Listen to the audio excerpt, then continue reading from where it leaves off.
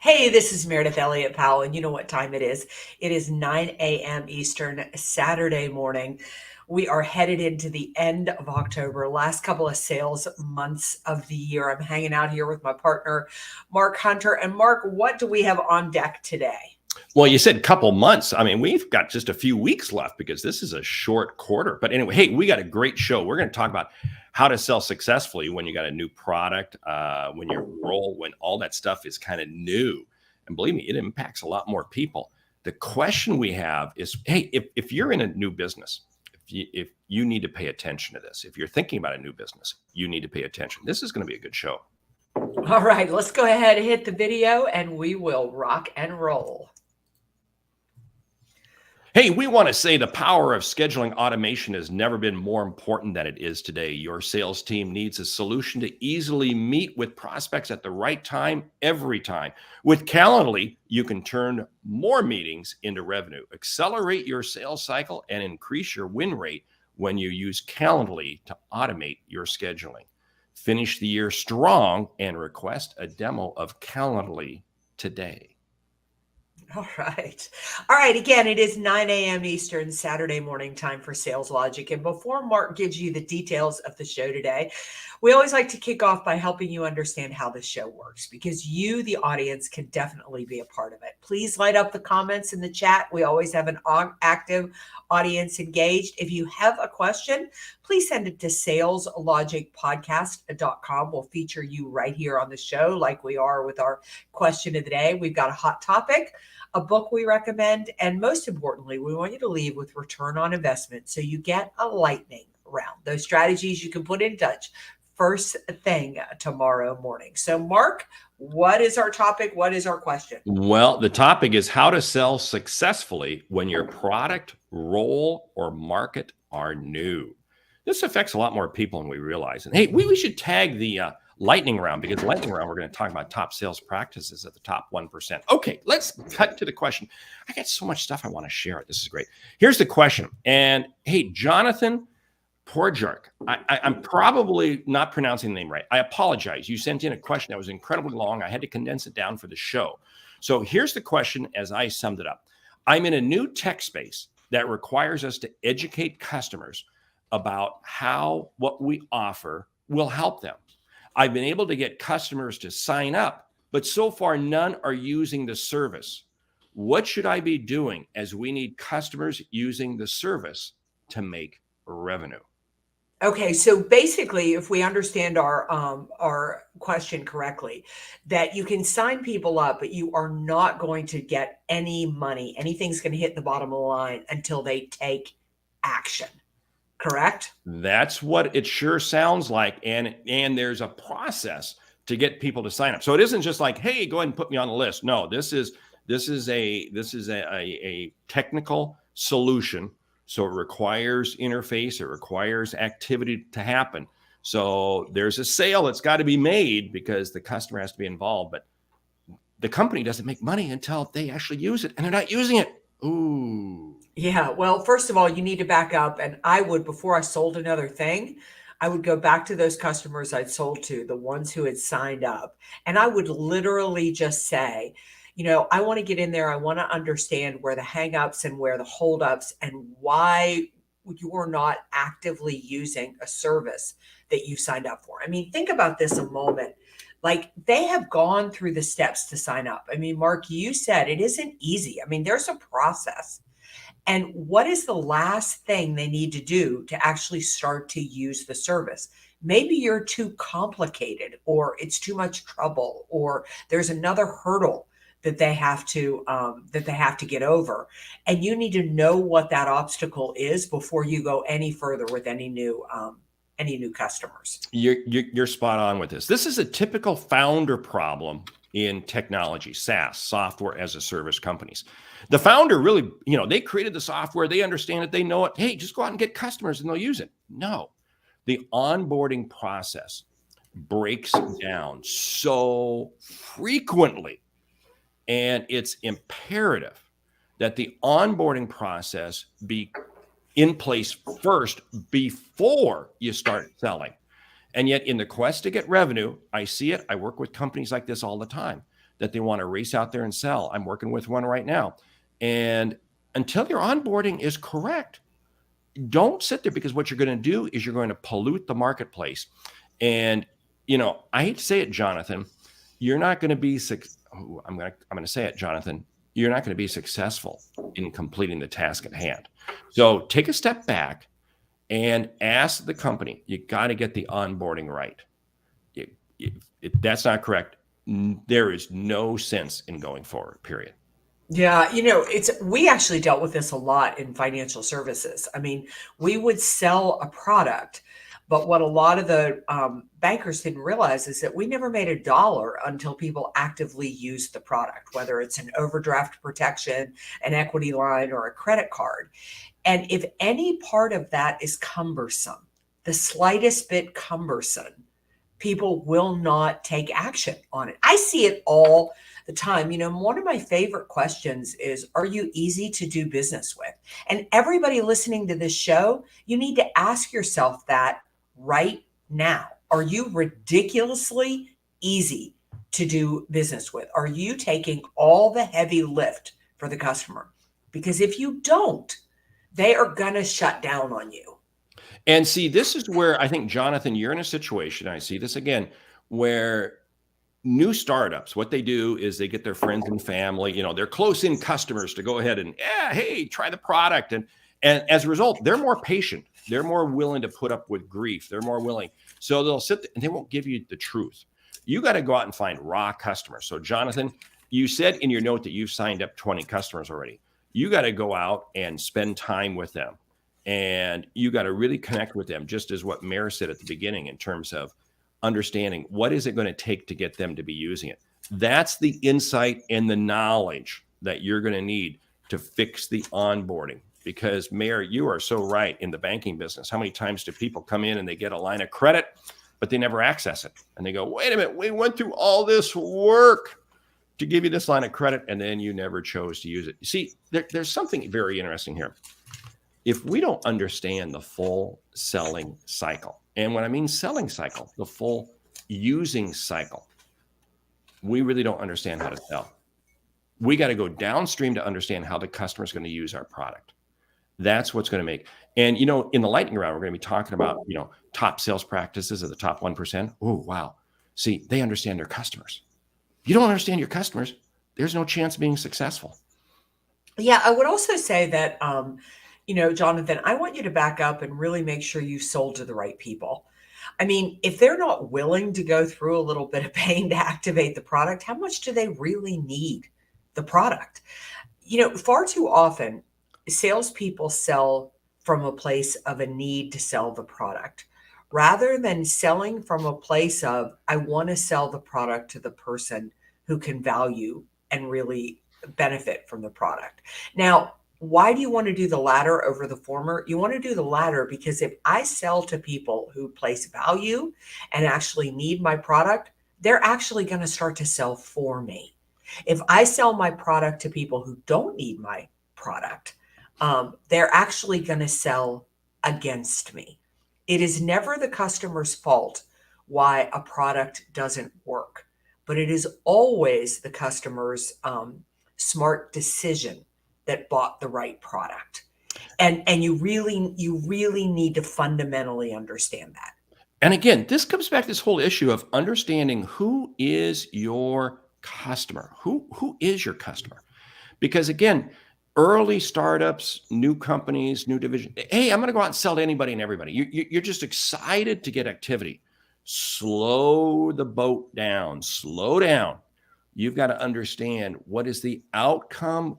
We've talked about this on the show many times. What is the outcome you create? And you have to be able to clearly identify that outcome and then back up and ask yourself, what is the solution, or who is going to best benefit from that solution? And those are the people you target on. Don't waste your time going after anybody who just you can get an audience with. That is a big, fat waste of time. Yeah. John Register, I agree. When it came out of my mouth, I sort of thought, I think that's the smartest thing that I've probably said in about the last 2 years. So I will state it again. It is never the customer's fault when they buy the wrong product. They are going to be standing at a Chamber of Commerce meeting, at a cocktail party, and talk about the fact that this product doesn't work. It's not any good. But it is always going to be a smart decision they made when they bought a product that made them money. So you, from a sales perspective, need to realize that when you are selling a product, selling it to the right person who can truly um, get value from it may be a slower process. You may not sell as many, but those people will start to sell for you. Versus if you're just trying to get widgets out the door, your product will go to somebody who doesn't get value from it, and they will actually tell other people your product doesn't work. And it's going to work against you very fast because not Mm. only is it the Chamber of Commerce, it may be a Yelp review. It may be if you're in text-based trust radius, there can be any number of places but people will communicate and share with others. I have seen more startups fail, not because the product is bad, but because it was sold to the wrong person. Right. And that wrong person in turn wound up sinking the ship. Because early on, here's the whole deal, Jonathan. You're in a position that undoubtedly you're being asked to bring in significant revenue that goes way beyond anything you're really capable of delivering, which means you need silent salespeople. No, you need vocal salespeople. These are your new customers who get excited about it and in turn begin talking and sharing with other people. You have to continue to find who are the advocates, who are the early evangelists. You look at every new company, they are successful because they create customer evangelists. And the faster you can create customer evangelists, the better off you are. So well said by our friend and sales expert and leader Dave Sanderson. Is third party validation for new services and products is really important.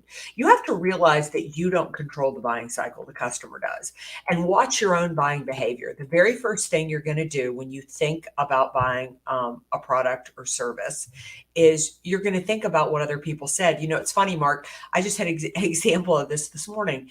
You and another friend of ours were talking about a gift we need to get for another friend of ours. And I said, I've got the perfect, I've got the perfect idea. I'll handle it, blah, blah, blah. And I have all these different options to buy. But the option I went to was the option two or three people have told me they go to, and they've had a really good experience. That's how we buy in today's marketplace. See, stop and think about that. See, the marketplace has changed. It's no longer one that we control. Right. The customer controls the marketplace. It's called media and social media. It's called all of those various venues that people can post comments. But just like you made that purchase. We all do that. We all make purchases. It comes back to the old IBM rule has come down to virtually everything. If you don't know what the IBM rule is, it was very simply, hey, you can't get fired by hiring IBM. That was the mantra in business for years and years and years. Well, guess what? We look for the same thing. Well, if everybody else is doing it, I should do it too. And guess what? That's why as a startup, as a small business, you need to be embracing your customers and creating those customer evangelists as fast as possible. Jonathan, your focus, we're going to sum this up and get to the topic. Zero in on those 20. Zero in on those 20. You got to embrace them closely and tightly and get them through the onboarding process because you need them singing the praises to be able to get you further. And here's the whole deal. It ultimately is going to help you get that onboarding process fixed. So, hey, the topic, which is what we've been talking about, really, how to sell successfully when your product, role, or new. Wow, there's several things we've already talked. Make sure you got the onboarding right. Make sure you're selling to the right person. What else do we need to be sharing with people? Yeah, I think Dwayne makes a great comment here. I believe that part of it is not always the product, but the support when it's easily commoditized product. I mean, So true, right? I'm dealing with a CRM that I use right now that I love. I love my customer relationship management system. But I got to tell you, their support is horrible. I'm having a problem right now, and every time I email them, they just tell me to go watch a video, and it's making me think maybe I need to change CRMs because the support is so bad. Because I want to advance to the next level with this product. I actually want to upgrade and pay them more money, and they're blocking me from doing that. So well said, Dwayne. We won't mention the name, but you and I share this. We use the same. I'll mention it. It's Zoho Yeah, One. I mean, it's and an yeah, unbelievable I product, mean, but their it's service yeah. is terrible. And I've encountered the same thing. Anyway, hey, here's the whole thing. See, it comes back to understanding your customer and how simple do you make it. Mark Bregman, he says, does the product customer bear any responsibility in that wrong purchase? Yes. I'll give you a quick example. I mean, I got a new grill. We moved into a new house recently. Got a new grill, get in the backyard, kind of in place and so forth. And it's a natural gas hookup. And I thought I knew it. So I go to Home Depot, and believe me, I got it already assembled. Okay. I did not assemble it myself. All I had to do was hook the connection up. Go to Home Depot. This is it. Nope. Wasn't the right one. I had to go back. I made 3 trips total to get the right set of connections. Took that natural gas line up. Now, it was my fault because I wasn't understanding the size of what I needed and so forth to put everything together. See, so I needed, even though the gentleman in the apron was helping me, I was giving him wrong information. So here's the deal. As a salesperson, we owe it to the customer to make sure we understand what it is that the customer is truly looking for. And that means sometimes we've got to slow down the process a little bit. We slow down the process to speed up the sale, to create a more satisfaction with the customer. Yeah, I guess I disagree. I say absolutely not. The customer bears no responsibility. And the reason I think they bear no responsibility is it's not their responsibility to understand which product or service from us they should buy or if they are the right fit. I got to tell you, I can't tell you how many times people call me and say, "Could you do a talk on diversity, equity, and inclusion?" I'm not a diversity, equity, and inclusion speaker. My answer is no. Here are the experts you need to talk to. When I was a banker, people used to come in and say, "I want to borrow $500,000. It's my job to say you only cash flow for 150, and let's back up. You really only need to buy about $50,000. The other is you can go so far beyond that. I mean, sometimes people ask me for a product and it's the wrong product. When I listen to what they need, I need to fit them back in there. People people see a hammer. I mean, people have a hammer and they hit a nail. And they're experts about what they do for a living or their lives. It's not their job. Look, if it were their job to buy the right product, then you're an order taker. You are not a salesperson. A salesperson is to get in there and figure out exactly what's going on with that customer. I would argue, Mark, when you went to Home Depot and that person in the apron, they needed to figure out what you were trying to do with that grill and steer you in the right direction. And here's why I say, I get that literally we can say it's the customer's responsibility or fault. But at the end of the day, the person the customer is angry with and the person that the customer is going to speak badly of, either online or at a party, is your company and your product. So you need to steer the customer in the right direction.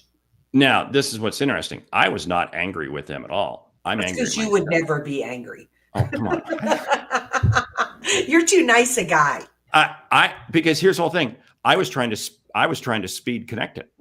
It was like, hey, we're going to grill that night. We are going to grill that night and we're going to make it happen.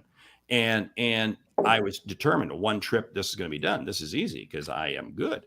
So, I mean, here's the whole thing. I think the situation that we have to ask ourselves is this: do we truly understand the customer? Do we truly understand what the customer's looking for? And I think too many times what happens is we don't. We wind up just selling what we hear, what we think the customer's looking for. And then guess what? The customer is dissatisfied. So it comes back to your comment, Mayor. You're right. we owe it to ourselves. We owe it to ourselves. But we have to put the customer in a comfortable position to be able to share with us the information we need to be able to help them make an accurate, sale, whatever. I mean, here's the situation. There's so many issues that come into play. If you're talking about a new product, new role, you got to first stop and ask yourself, because we're running out of time here.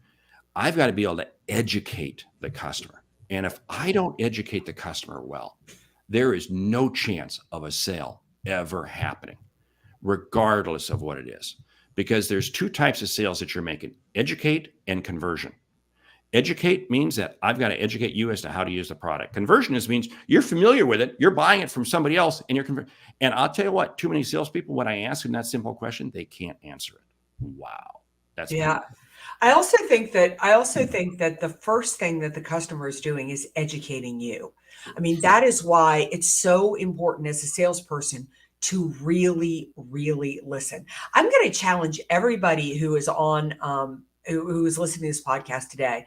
Take a week and just listen to every customer that talks to you and pay attention to how often they ask you for something where you have to steer them into a different product or service. I just had it happen yesterday with a client who called me about a virtual event. She asked me for something, and when I really got up under what she was trying to accomplish with that event, I said, I really think this is what you're looking for, and this would be a better fit for that event. So you need to allow the customer to educate you as to what they're really, really looking for. And Mark, I think a great show for us would be to do the difference between order taking and sales, and really what those differences mean. I think we have a topic of an upcoming show, because here's the whole thing. You do it all from a position of confidence, because when you're confident, you're fully prepared to walk away from a sale, because you weren't delivering the rights. You're not going to deliver them. That's the whole thing, because again, it comes back. How do you create confidence? Because you believe in your focus being to serve the customer first. And second, you have a full pipeline. It's never your last deal. Hey, we got to keep moving along here. We got the book. Before you introduce the book, let me just tell you really, hey, let me remind you about Calendly. Accelerate your sales cycle and increase your win rate when you use Calendly to automate your scheduling. It's the tool we use to manage our workdays and achieve our sales goals. Mayor, tell the audience what the book is for today. Yeah, so I do want to comment on Denise's comment here. You have to be courageous enough to guide the customer. I love the way you said that, Denise, because it does take courage. The book is The Winning Playbook: Strategies for Life on and Off the Field by Rob Welch and Jonathan Scott. As you can see, a nice little thin read, but it is a book about building confidence, building courage, and taking control of what you need to take control of in order to be successful in life. Hey, great. I have not, guess what? I'm ordering a book right when we get done with the show. So anyway, so thank you. Hey, with that, let's jump into the lightning round. Are you ready? I'm ready. Top sales practices of the top 1%. I would say that number one is they sell from a place of confidence, not from a place of need. 2, focus on the customer, the customer, the customer, the customer. They never stop selling. 3, they never stop learning from their customer, their customer, their customer. They're not afraid to walk away. Be focused on what it is, the solutions that you sell, because you've listened to the customer, you know the outcomes that you create, and you stay dialed in on helping others achieve those same outcomes. They seriously know their products and services and their industry. They're truly an expert. They are disciplined with their time, and they only spend time in the channel, the market, the ideal customer profile type of people who they can provide services to. Yeah, they build their reputation and are known in the marketplace. Before they ever knock on the door, people have heard of them and about them. They believe in themselves 100%, and they believe in the solutions that they provide, and that gets them through whatever valley they ever encounter. They don't expect the sale to close on the first ask or the first try. No, it's just a reason to go back and start over again. That's good. Hey, I'll share one more. You share one more, and we'll close down the show. It's all about having a superpower, whatever that superpower is. And this comes from Scott Ingram, who I talked to just yesterday. Great podcast, by the way. Great. Yeah. And I'll tell you what, his whole focus is on the top 1%. He says every top 1%er has a superpower, whatever it is. And they stay absolutely focused on just that. Yeah. I guess that I'll finish by saying, the top 1% treat a goal as something to blow by, not a stopping point. Ooh, I like that. Wow. Hey, huge thank you to Calendly for helping us manage our scheduling needs through automation and for the sponsorship of the Sales Logic podcast. Be sure to visit the link in our show notes and request a demo of Calendly today. And with that, we want to say, hey, thank you for listening to Sales Logic this week. If you like what you hear, subscribe, rate, and review the show, please. We need review on your favorite podcast app. If something we've said has earned you $1, hey, would you tell a friend? Because it's how we grow when we help you grow. Hey, I'm Mark Hunter. And I'm Meridith Elliott Powell. Remember, when you sell with confidence and integrity, uncertainty suddenly becomes your competitive advantage. And the sale becomes logical. All right. We'll see you right here, 9 a.m. Eastern. Hey, just love this audience. Thank you so much for the engagement, the questions, the comments. You make the show so much better. We'll see you right back here next week. Please, if you have a question, send it to saleslogicpodcast.com. We'll feature you right here on the show. Amazing selling this week.